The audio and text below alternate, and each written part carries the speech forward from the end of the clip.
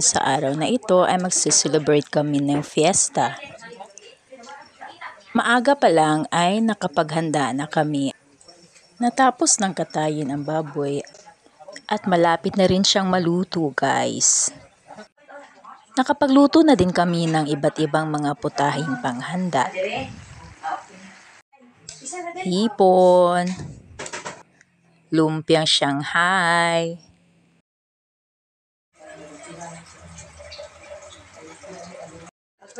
ayan na guys, luto na yung lechon.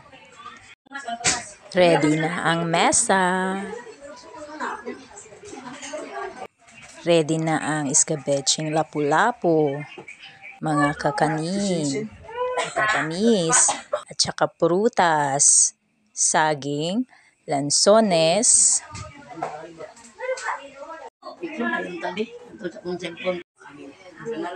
Nagdasal muna kami bago kumain, guys. Ayan na, kainan na. Happy Fiesta!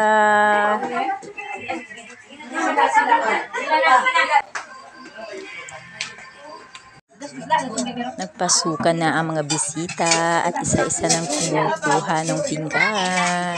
Happy kainan, guys! Happy Fiesta!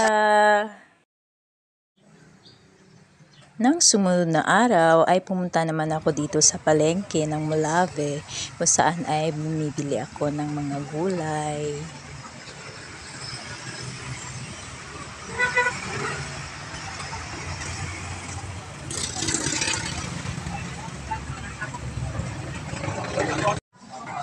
Nang sumunod na araw, guys, ay napagkasunduan namin pumunta dito sa Mons Grill upang i-treat namin ang aming mga sarili.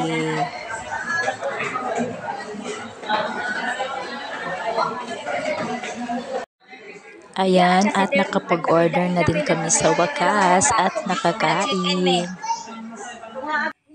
Ang mga saging na ito, guys, ay babaunin ng aking mga kapatid. Nang October 30 ay nag-celebrate naman kami ng birthday ng aking kapatid. Happy tummy na naman. Kainan na. Happy birthday, Ate Mira. Ang saya na ganito na nagkakatipon ang bawat pamilya. Kaninang umaga ay nagbayad naman ako dito sa kuryente. Pagkatapos ko magbayad ng kuryente ay nagpa-load naman ako dito sa GSAT. Natapos ko na ang aking mga gagawin dito sa Molave, guys, kaya pupunta na ako sa sakayan upang makauwi na.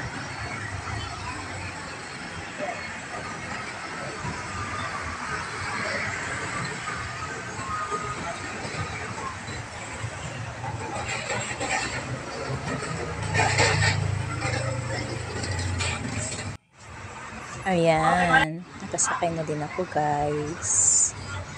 Hanggang sa susunod na mga kwento. Paalam!